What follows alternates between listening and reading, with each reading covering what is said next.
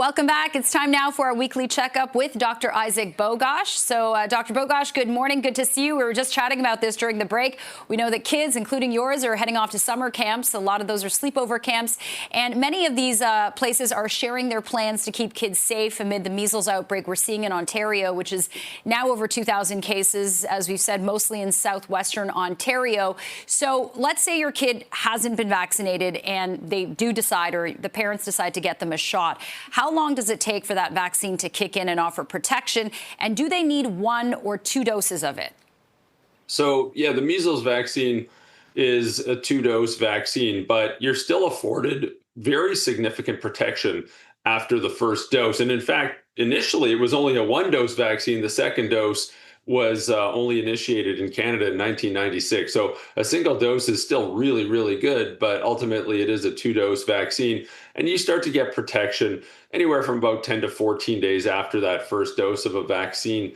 But yeah, I mean, as we can see from the epidemiology of the outbreak in Ontario, and quite frankly, very similar in any other part of the world, the vast majority of people who are infected with measles virus are those who are non-immune. And that means unvaccinated. And of course, is the vaccine 100% perfect 100% of the time? Like, no, of course, nothing is. But if you look at the data, the vast majority of people who are infected, especially under the age of 20, are those with 0 doses of the measles vaccine. So if the question is, how do I keep my kids safe if there's a measles exposure, be it at camp, be it at school, be it when they're out and about this summer hanging out with their friends, the answer is just make sure you're up to date on your routine childhood immunizations, and the risk would be negligible.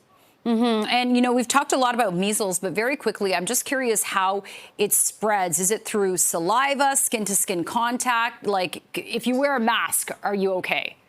It's spread through the air. It is a very transmissible infection spread through the air, primarily in indoor settings. But this is one of those viruses that can hang out in the air for a long period of time. So just to reiterate how transmissible it is. If someone, let's say someone had measles and they were in a waiting room at a doctor's office, and then they left that waiting room, and then another person who was non-immune to measles came into that waiting room anywhere from a half an hour to an hour later, and they were non-immune, there's a high probability that that person could get measles because the virus can float around in the air for long periods of time. And we say there's a term called the infectious dose. It's tiny. Just any tiny exposure to it in a non-immune person has a high probability of resulting in infection. So again, the best way to protect yourself is just be up to date on your routine childhood immunizations. It's as simple as that. Yeah, absolutely. Okay, and so we've got summer camps covered, but I know many people traveling abroad for summer. What are some infectious diseases of concern in certain regions of the world that you're kind of paying attention to right now?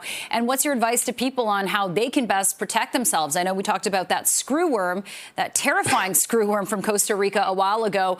Is that still a threat, for example? Here's the real deal. If you're traveling abroad, the best thing you can do is speak with a travel health specialist. There's clinics all over the place. And these are people who are experts in knowing what's circulating in what parts of the world, how to keep safe and healthy while traveling, because there are certain parts of the world that have infectious diseases or other health threats that we just don't face in Canada that some people won't think about before you go. One thing, if people are traveling to tropical or subtropical countries, are mosquito-transmitted illnesses, for example, dengue virus and other related viruses. Of course, there's malaria in many parts of the world, and that can be a deadly infection. And all of this is preventable with good advice. Sometimes you might need a vaccine. Sometimes you might need to take tablets, for example, malaria prevention tablets. But a travel health specialist is the best person to speak with before you go. Okay, Dr. Bogoch, really appreciate your time. Hope you are keeping cool today. 2 more days of this heat wave. We'll chat with you again next week. Take care. Thanks, Jennifer.